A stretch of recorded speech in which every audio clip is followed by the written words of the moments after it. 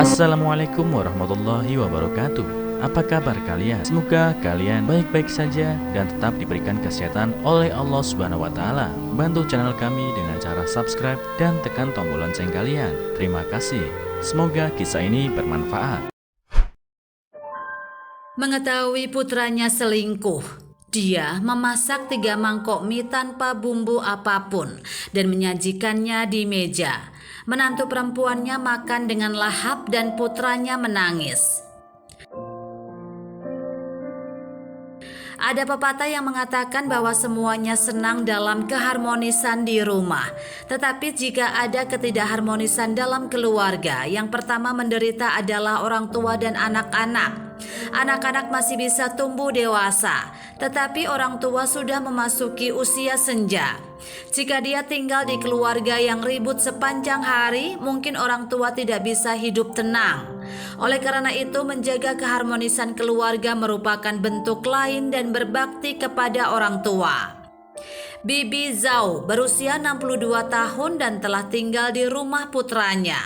Karena menantu perempuan adalah ibu rumah tangga, dia mengerjakan pekerjaan rumah dan memasak. Jadi Bibi Zhao sangat santai. Semuanya baik-baik saja sampai suatu hari Bibi Zhao secara tidak sengaja mengetahui bahwa putranya selingkuh. Putra Bibi Zhao sangat menjanjikan. Dia bukan hanya seorang teknisi yang sangat diperlukan di perusahaan, tetapi juga seorang mahasiswa pasca sarjana. Dia memahami teknologi dan manajemen. Sekarang dia adalah orang kedua di perusahaan setelah bos. Mungkin karena pencapaian yang datang terlalu cepat ini, dia yang dulunya adalah orang yang begitu baik menjadi sedikit arogan dan sombong. Adapun menantu perempuannya, dia telah menjadi ibu rumah tangga di rumah sejak menikah dengan putranya lebih dari 10 tahun yang lalu. Meskipun hanya lulusan sekolah menengah, dia telah memberikan segalanya untuk keluarga selama bertahun-tahun. Tidak hanya menjaga kebersihan rumah, tetapi juga membesarkan kedua cucunya dengan sangat baik. Mungkin karena pendidikan menantu perempuannya tidak tinggi sehingga putranya sangat memandang rendah istrinya. Tidak hanya sering menegurnya di depan semua orang, tetapi dia selalu mengkritiknya di depan umum. Sebelum tinggal bersama putranya, Bibi Zhao juga berpikir bahwa menantu perempuannya bodoh. Baru setelah dia pindah ke rumah putranya, Bibi Zhao menyadari bahwa menantunya sebenarnya tidak demikian. Nyatanya menantu perempuan itu tidak bodoh sama sekali, tapi sangat jujur dan pendiam, tidak pandai berkata-kata. Melihat wallpaper di rumahnya rusak, dia tidak membeli lem. Jadi dia menggunakan stapler untuk langsung menempelkannya ke dinding. Cara ini cepat dan bagus. Wastafel di rumah kotor dan dia juga tahu cara menggunakan banyak deterjen secara bersamaan untuk memaksimalkan efek pembersihan. Terlebih lagi, menantu perempuan itu pandai memasak hidangan, warna dan rasanya enak, dan hampir seperti koki profesional. Menantu perempuannya mungkin tidak mampu bekerja kantoran, tetapi dia pasti pandai dalam pekerjaan rumah. Hanya karena ini Bibi Zhao yakin menantu perempuannya tidak bodoh. Dan yang paling penting, dia sangat berbakti pada Bibi Zhao. Sejak dia pindah ke rumah putranya, dia tidak pernah melakukan pekerjaan sama sekali. Wanita tua dari rumah tangga orang lain jika pergi ke rumah putranya, mereka selalu melakukan beberapa pekerjaan rumah sesuai kemampuan mereka. Bibi Zhao juga ingin melakukan pekerjaan rumah, tetapi begitu dia mengambil sapu, menantu perempuannya akan mengambil kembali sapu dari tangan Bibi Zhao. Saat dia ingin mencuci piring, menantu perempuannya sambil tersenyum memintanya untuk istirahat. Dia tidak melakukan apa-apa, jadi dia hanya berbaring di sofa dan menonton televisi. Setelah menyelesaikan pekerjaan rumah, menantu perempuannya melihatnya berbaring terlentang di sofa akan membawakan bantal untuknya. Bibi Zhao sangat tersentuh dan beruntung memiliki menantu yang begitu baik. Tetapi putranya tidak tahu bagaimana menghargainya dan sering membentak menantu perempuannya. Dari sudut pandang putranya, dia sekarang adalah seorang mahasiswa pasca sarjana dan telah menghasilkan begitu banyak uang.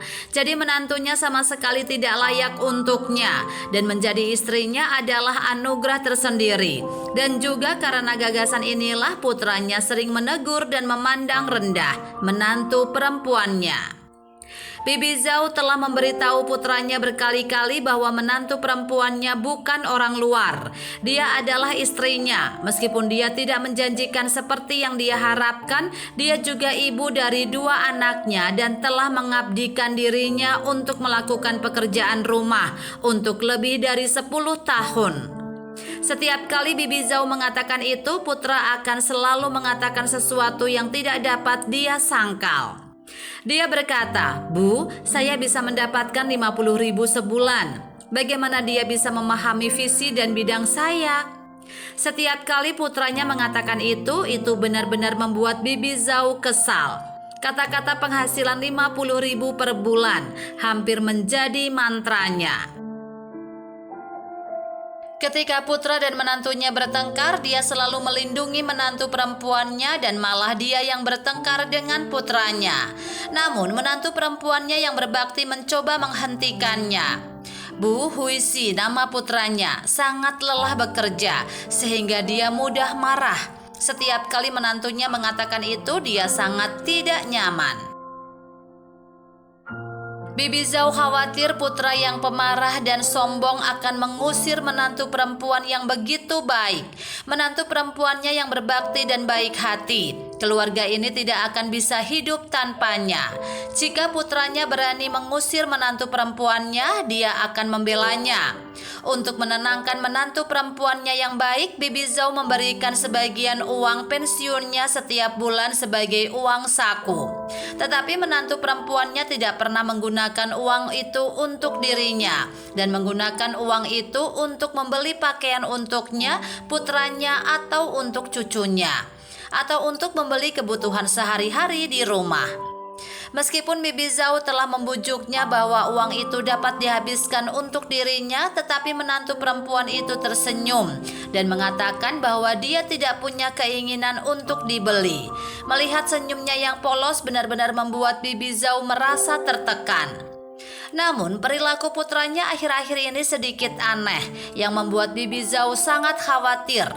Pertama, dia mulai sering bekerja lembur, dan kedua, sikapnya terhadap menantu perempuannya tiba-tiba lembut. Suatu kali ketika putranya pulang kerja, dia membawakan karangan bunga mawar untuk menantu perempuannya. Menantunya sangat senang sehingga dia tidak bisa berhenti untuk tersenyum. Dia mengirim video ke keluarganya saat itu, memamerkan bunga mawar dan mengatakan bahwa putranya peduli padanya.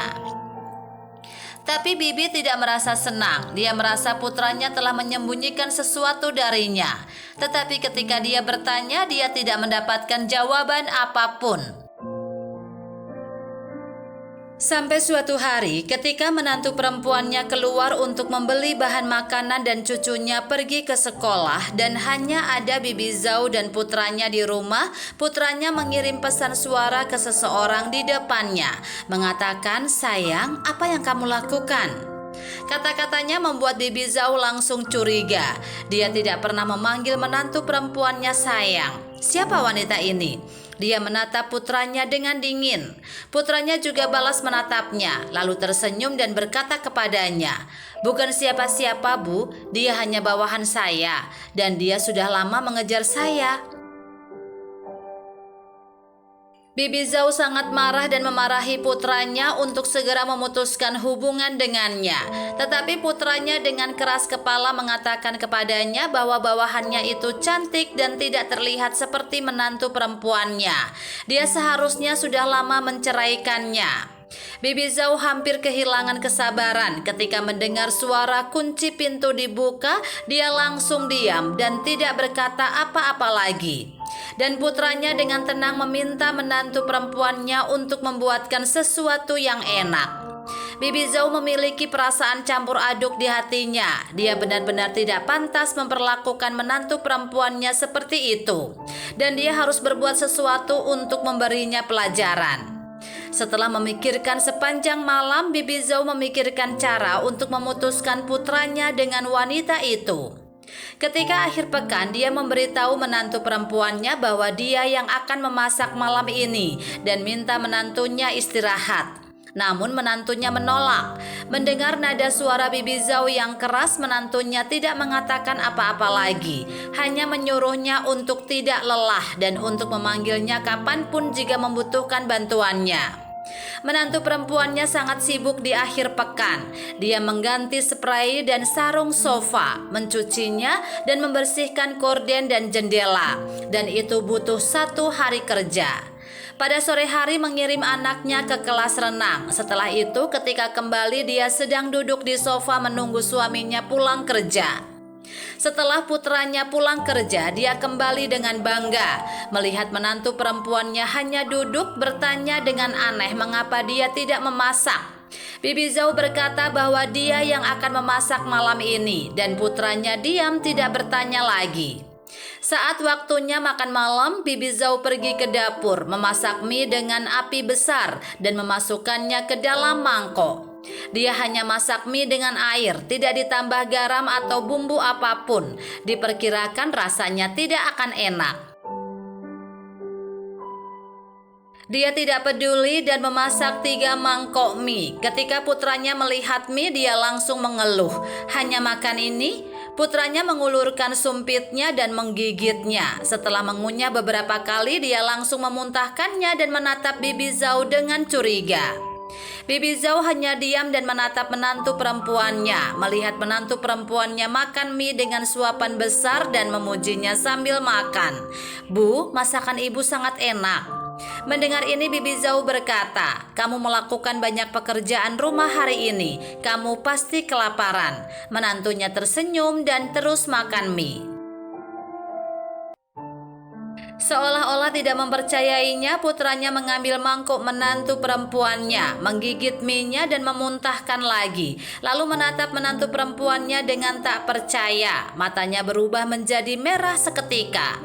Putranya takut ketahuan, jadi dia segera meminta menantu perempuannya untuk membuang sampah. Meskipun dia sedang makan, menantu perempuannya sangat patuh, berdiri dan berjalan keluar pintu dengan membawa tempat sampah. Setelah menantu pergi, putranya menangis. Bibi Zhou berdiri dan menampar putranya dengan keras. Putra hanya diam dan jatuh di kursi dan menangis keras. Bibi Zhou memarahinya. "Ini adalah istri yang patuh dan setia yang kamu khianati." Dia melakukan pekerjaan rumah dengan rajin, mematuhiku dengan berbakti, dan memakan mie tawar demi keluarga. Ini adalah istri polos yang kamu benci. Kamu mengerti sekarang? Ketika putranya mendengar apa yang Bibi Zhou katakan, dia mendecakkan mulutnya sendiri saat itu, menangis dan memukul dirinya sendiri, mengatakan bahwa dia bukan manusia dan bahwa dia telah mengecewakan istri yang begitu baik. Menantu perempuannya kembali setelah membuang sampah dan melihat putra duduk di tanah dan menangis. Dia bingung dan tidak tahu apa yang terjadi. Dia pikir Bibi Zhou telah memukul putranya, jadi saya bergegas untuk menghentikannya. Putranya semakin malu. Dia berdiri dan memeluk menantu perempuannya, meminta maaf tanpa henti. Menantu perempuan itu tampak bingung dan akhirnya menangis juga. Bibi Zhou berdiri di sampingnya dan tidak tahu harus berkata apa. Belakangan putranya memutuskan kontak dengan wanita itu dan dia tidak lagi sering bekerja lembur dan keluar pada malam hari, juga memperlakukan menantu perempuannya dengan baik. Beberapa waktu yang lalu dia menyewa seorang pengasuh di rumah untuk membantu menantu perempuannya agar tidak terlalu lelah, dan dia juga mulai mengajak menantunya jalan-jalan dan menantu perempuannya sangat senang. Bibi Zhou pun lega setelah putranya akhirnya menyadari kesalahannya. Pesan yang bisa kita ambil dari cerita ini adalah, dalam sebuah keluarga, mendapatkan uang untuk menghidupi keluarga adalah kewajiban seorang suami, tetapi melakukan pekerjaan rumah juga pengorbanan. Lebih penting lagi, tidak peduli seberapa harum bunga liar itu, mereka tetaplah bunga liar yang akan menemanimu hanya sesaat. Dan istri yang menjagamu siang dan malam adalah orang yang akan menemanimu sepanjang hidupmu. Berbaik hatilah pada istri yang merawat keluarga dan orang yang kamu cintai di rumah.